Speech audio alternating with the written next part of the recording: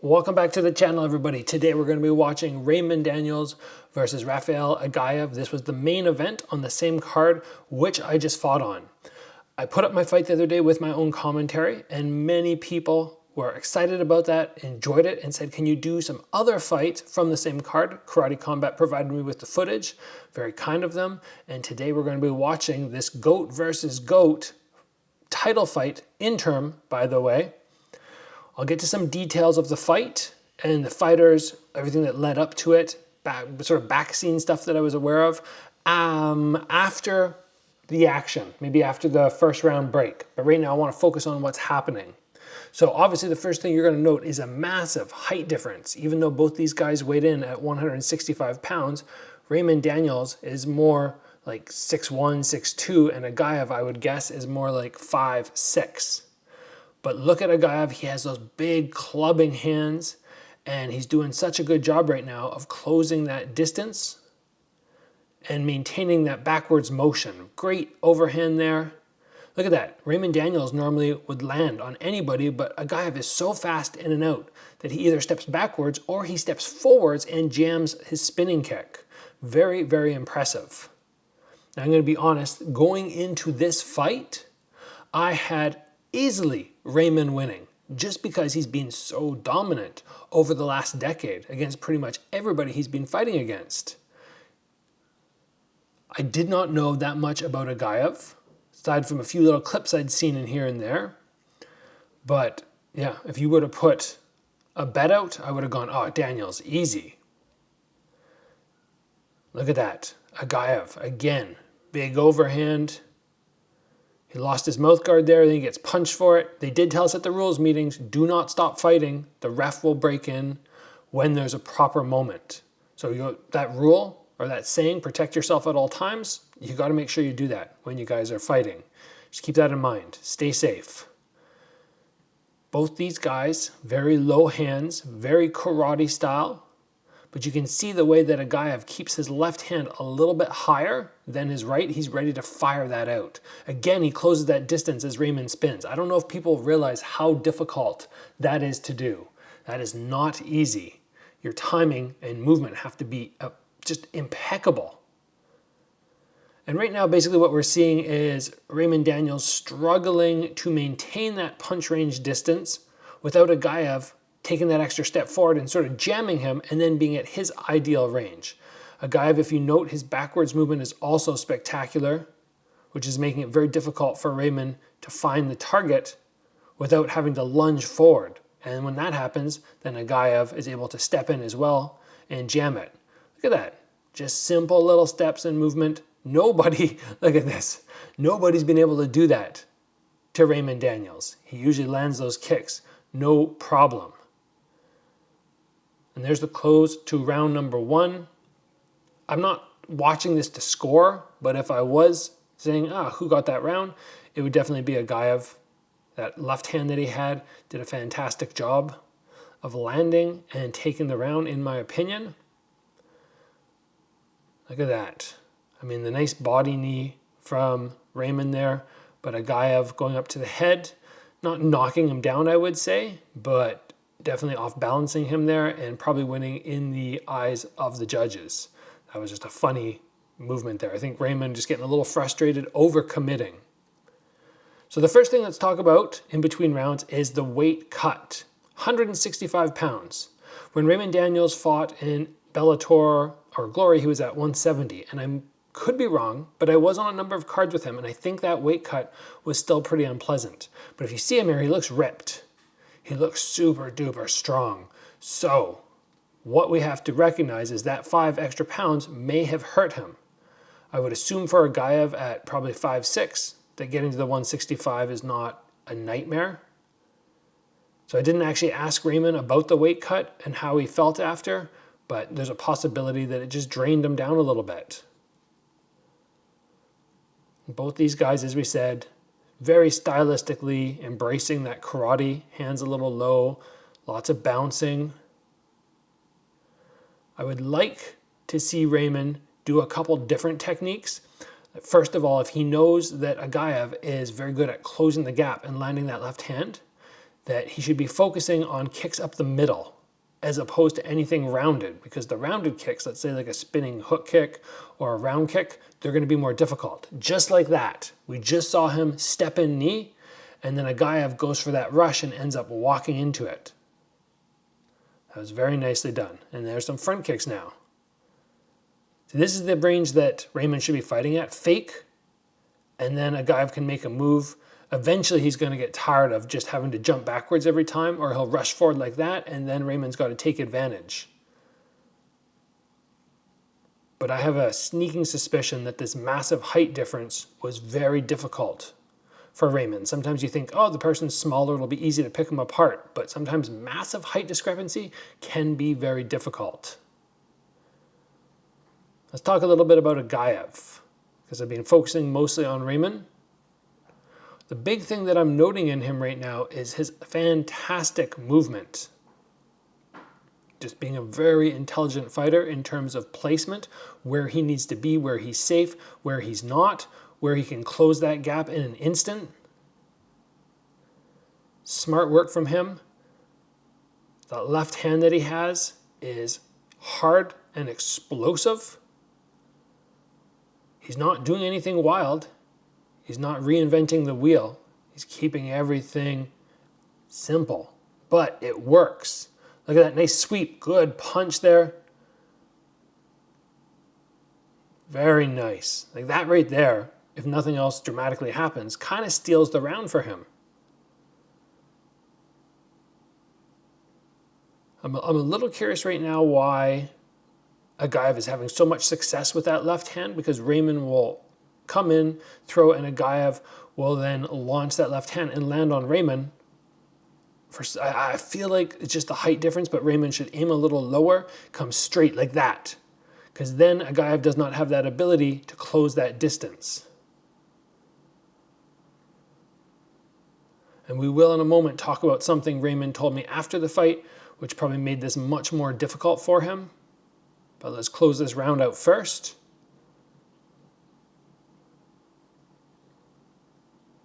There, that's the movement that you need from Raymond. You need to make somebody shorter miss by those inches just by taking that small step backwards. So Raymond did tell me after the fight when we were chatting that he had a massive neck injury for pretty much the whole camp, and that did not allow him to do sparring. So he went into this fight with no sparring, no rounds, no ability to really work on timing. You might think you're able to work on timing in other elements, but it's very difficult. It's not the same. Lovely sweep, good follow-up punch there. And that's why sometimes when you hear fighters who just say, you know what, I'm injured, I'm gonna step out of the fight, I don't discredit them for doing that. I think a lot of times you have to have that ability to go, I'm not gonna be even close to 100%, and why would I fight if I'm not gonna be? Because there's a good chance that it'll end up in injury for me, and it's going to be so much harder for me to win. So props to Raymond for still taking the fight, even though he did not get sparring in. He does look in fantastic shape, but Aghayev, they call him the goat of karate, and there's a reason. We can see it now. Look at that left hand again. That one might have rattled. It's hard to tell if Raymond was rattled there, if he just lost his footing. Good work defending. If you guys are unfamiliar with the karate combat rules, and I will make a video on it because I need to understand it in its entirety a little bit more, but if you have a downed opponent, the guy standing up cannot kick. You cannot kick the opponent on the ground. However, the opponent on his back is free to kick upwards. So it's kind of a double standard, and you have to be very careful when you get somebody on the ground not to walk into those legs, because you know you can't kick. So you have to take a big step back and just let them get to their feet, or you got to close that distance very safely. Lots of faking happening right now. This is one of the frustrating things that I find when you fight a karate guy, is they don't really want to commit to combos, and they don't want to stand in tight and get into those exchanges. And I like that. If there's lots of backwards and forwards movement, it's kind of herky-jerky to me. The fight does not seem like it flows at its intended pace. But that's going to be the challenge for me in this new promotion. something new to try out, something to show that I can be the best even in different rule sets, even though I'm not used to this style. Nice jabs to the body from Raymond there.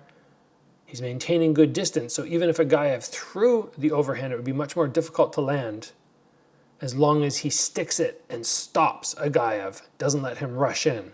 That was a double leg takedown there from Aghayev. You're not allowed to do that. Has to be sweeps or throws, but no wrestling shots. We're seeing a little bit more success right now from Raymond, just controlling the distance and not walking into that left hand like we had right there.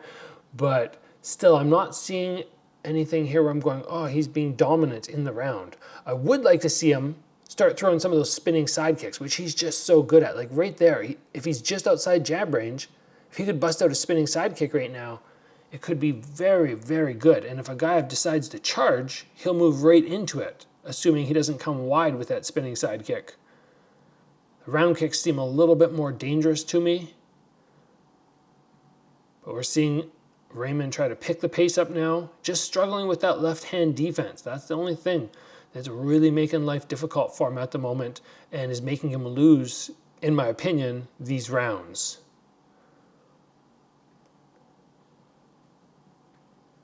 Try the spinning side kick there, a little bit too wide. Aghayev stepping backwards. If you want to land those spinning kicks, Raymond has a lot of success a lot of times because he sort of distracts people with footwork, switching stances, and then he'll jump into it. But if you don't want to do that, you're not a fan of switching stances, then you can just snap a jab out just outside of range to draw their attention upwards and then follow with that spinning kick. Let's see this here. Oh, right on the nose. That was a hard one. I mean, it would be scored as a knockdown. I don't know if Raymond was actually hurt there or if it was just an off-balance thing, but that would have been scored as a knockdown had there been 8 counts in this fight sport, which there's not.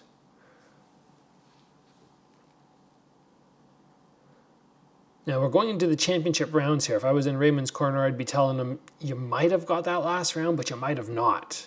And you could be down 3 rounds to 0, and we're basically looking like we need to win these next 2 rounds, if not get a KO.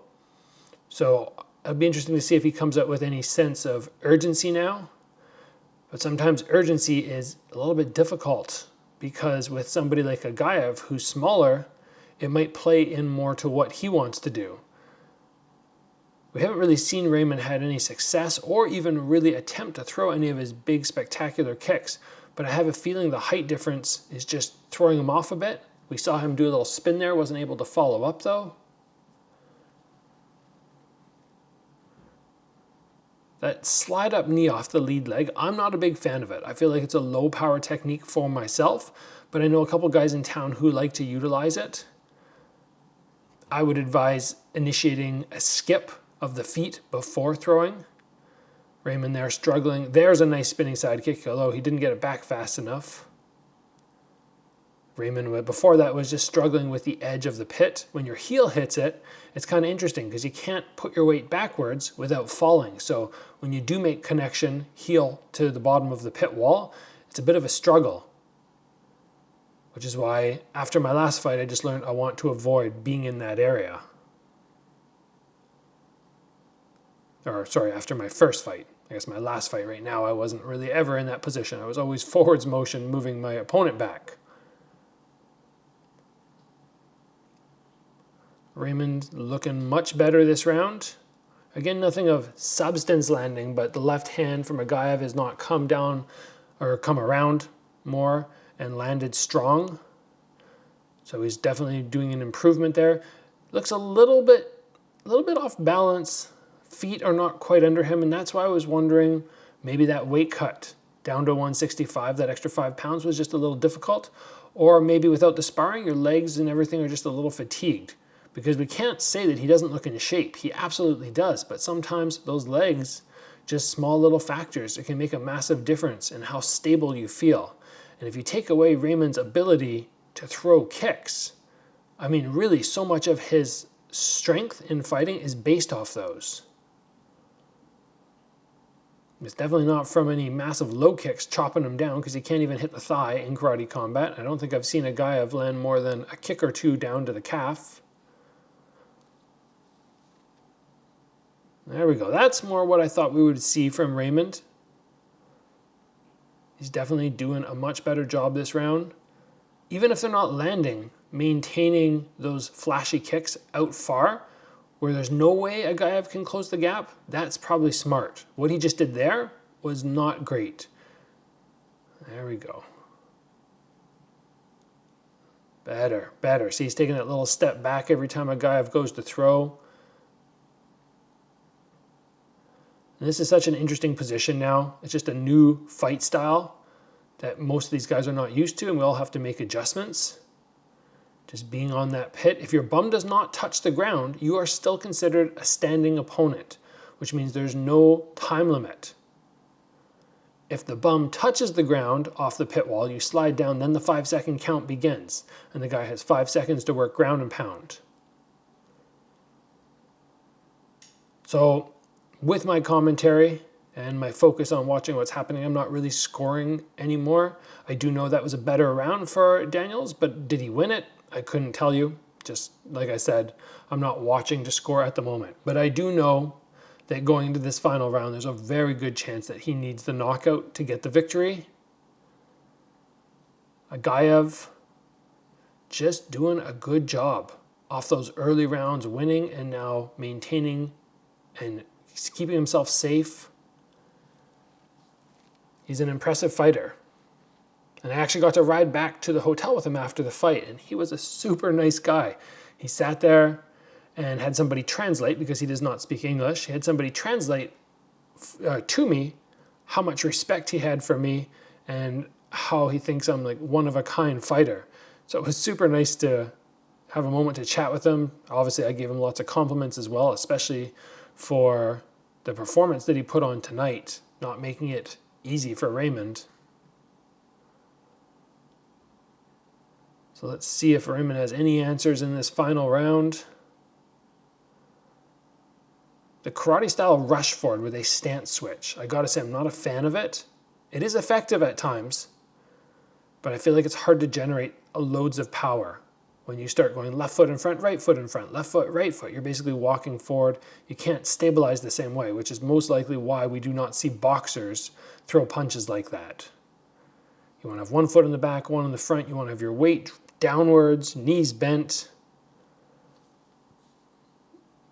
It's like my opponent did the same thing as that too, just rushing forward with the punches, coordinating the feet into it instead of taking the boxing shuffle step that we would normally see. Right in this zone is where I personally got to get really good at throwing people down using little Muay Thai throws where you off balance them from the knees. I worked a little bit of it in this fight, or in this camp, but there's lots more work to be done because it's something that you can be taken advantage of for sure. I think most of these guys don't have that strength. I like that tweet that just came in. Yes, height is not everything, and sometimes you just need a skilled fighter to demonstrate that 6 inches disparity in height does not mean you're going to lose a fight. Coming down to the last, big overhand there, the last half of this final round. Daniels is definitely behind now on this scorecard for this particular round, just off those 3 left hands, which a couple of them landed clean, one of them more glancing. I'd like to see some, no, I see that I talked before about his quick switches of his feet. That's exactly what he usually does to people. And Aghayev has been having so much success jamming his spinning side kick, but as soon as Daniels does that movement, it becomes so much more difficult to time. Basically because there's something else to think about. You are allowed to knee in karate combat, but not while holding your opponent and drawing them in. So that's just something to note, which I learned about a little bit in this as well. Nice flying knee there. And basically I have to give massive props to Rafael because, like I said at the beginning of this, going into this fight, I thought Raymond would have all the answers. I thought it would be a relatively easy fight for him. And Aghayev just proved otherwise. He proved why he is considered the GOAT of karate. And I couldn't tell if Raymond might have rocked him there in the last second. He looks a little unstable. He definitely landed a good shot, but only 3 seconds left. Not enough time. Getting out of the pit after a 5-round battle could be tiring, depending on what kind of shape you're in. So now what happens is these guys go up to the pit edge, they sit down, they recover, and they wait for a signal from the referee on whether they're going to stay there and they're going into a 6th round, which would happen if it was a draw. Yes, there can be an extra round even in title fights, or he'll signal you to come down, which indicates the judges have reached a decision and there's going to be a winner announced. That just big left hand. His flying knee was nice, maybe 5 or 6 inches higher, and he might have connected with the head. I'm wondering if they're going to show that last punch right there. Yeah, so that definitely could have hurt him. And these gloves that we're fighting in, they're about 5.5 ounces. They're not crazy hard like MMA gloves, but they are not as cushy as a boxing glove. They're kind of right in between. But being able to connect to somebody with those smaller gloves up at head level, it's definitely not going to immediately knock people down the same way that a 4-ounce glove might, because those things are just so tiny. So what do you guys think? You can throw it down in the comments. Who do you think won the fight? We'll see who the winner is in a moment. You can let me know if you think the decision was correct. I personally have Aghayev ahead on the scorecards. Look at that height disparity in the arms when the ref raises them up.